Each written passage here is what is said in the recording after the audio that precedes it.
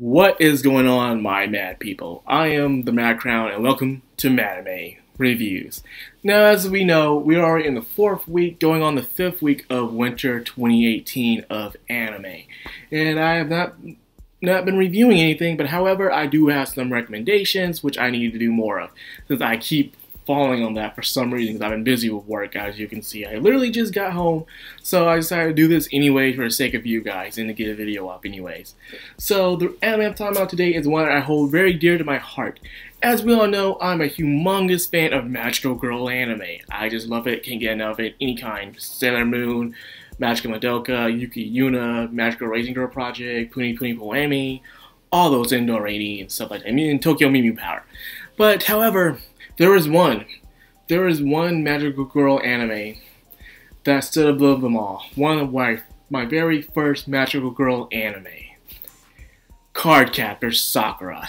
That's right, from the studio known as Clamp, that's known for shows like Code Geass, Triple X Holic, and my favorite Tsubasa Ring Chronicles.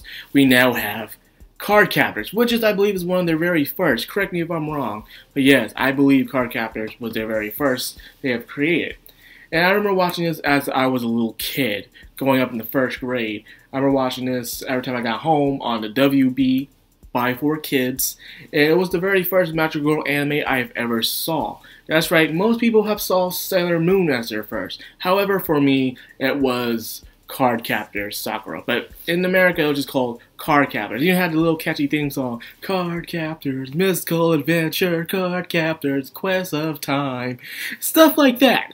So yeah, so I really did enjoy Cardcaptors. Characters like Sakura, Lee, little stuffed animal, and of course her best friend. I kept putting her in costumes and making her dress up and recording her like a stalker. Now, before I get into the new season of Cardcaptors, let me tell you why I love Cardcaptors so much. In most magical girl anime, you're fighting these evil guys, pretty boys who are causing trouble around the world, and it's up to the magical girls to stop that evil. Or a very powerful deity or certain creatures will come around to attack mankind. So it's like Yuki Yuna or Magical Madoka. However, in Cardcaptors, it was none of that. In fact, Sakura wasn't fighting bad people, she was just fighting bad occurrences.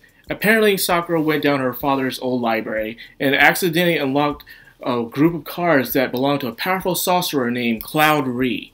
Now, thanks to her opening this book, all the cards scatter around the world, like it's Japan, because there are some times where she had to go to other places to find these cards. Now, Sakura and her magical staff had to go around capturing these cards. But she wasn't the only one. Guess what? There's also a boy. That's right. Not many anime where you have a boy as a rival. Well, besides Shigochara, which not many people know about that anime, by the way. But that's a story for another day. I'm here to talk about Cardcaptors. This is what I like about this. And also, that is Sakura, the character herself. Ugh. Sakura was a very interesting character.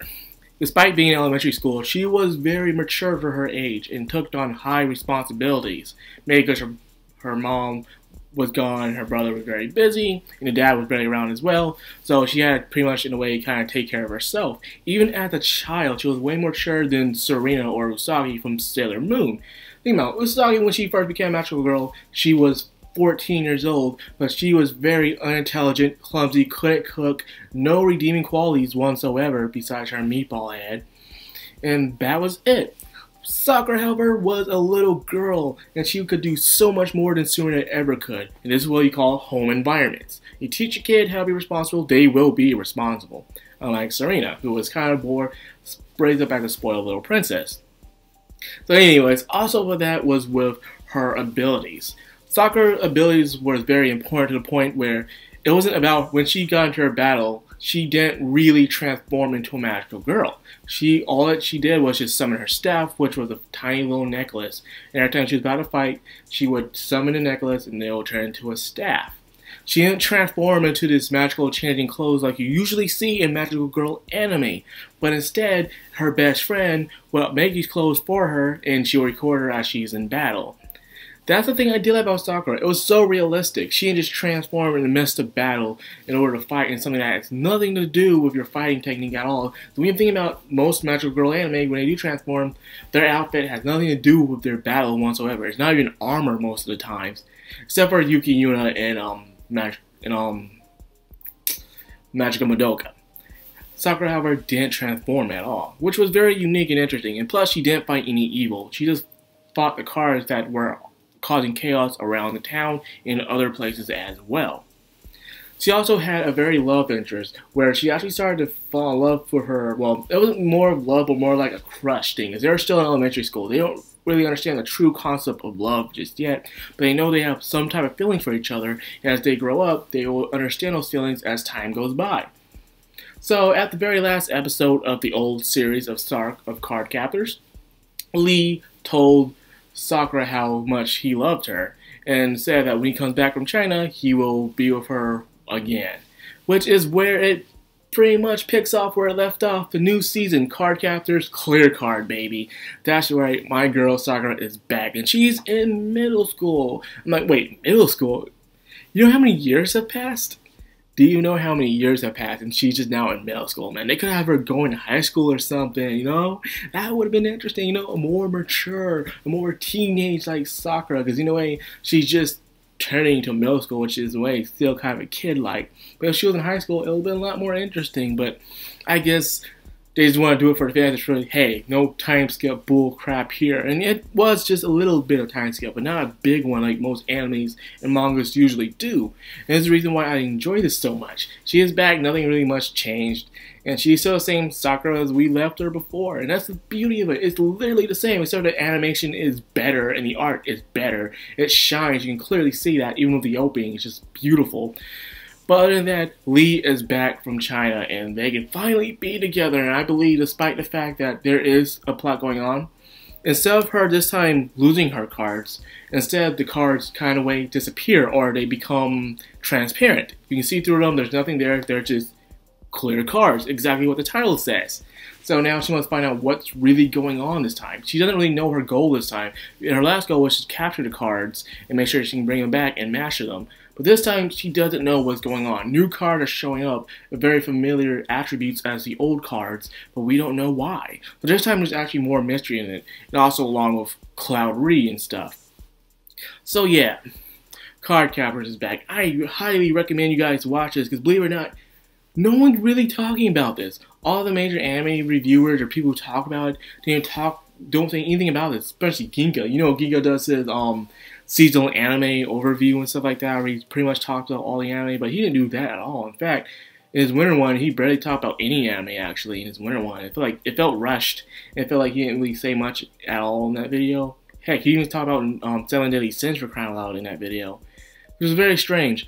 But anyway, Mother Basement, however, did talk about Cardcaptors, and he highly recommends it.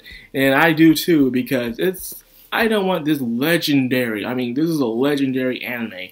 This is one of the very first magical girl animes of all time. And I don't want you guys, so if you're a fan of Yuki Yuna, Magical Girl Raising Project, or even Madoka Magica, I highly recommend Cardcaptor Sakura Clear Cards. It's a treat, it's nice, it's cute, it's moe, and there's no real dark themes going on. There's a little dark tone, but it's not showing. The main thing on this season right now is about the relationship between Sakura and Lee after being apart for a while. Now they're together again. And that's the main thing that everyone's here for, because, you know, when it comes to shipping, man, that's where it's at. You know, that's all I got for this video. I hope you guys go and watch Sakura Cardcaptor Sakura. And I hope you guys enjoy it as much as I am right now. It is one of the ones I do look forward to every week. And I can't say that much, actually, this season, because not many booming animes happening right now. I will talk about some more anime that I am watching this season, hopefully anytime soon. I am trying to pull for Tuesday to tell you guys about it, because I'll be busy for tomorrow, because, you know, Super Bowl and stuff. Pulling for the Eagles, by the way. But yeah, that's all I got for the video. I hope you guys enjoyed it. If you did, please leave a like, comment, subscribe. I'll be much obliged. This is Madcrownxox, signing out.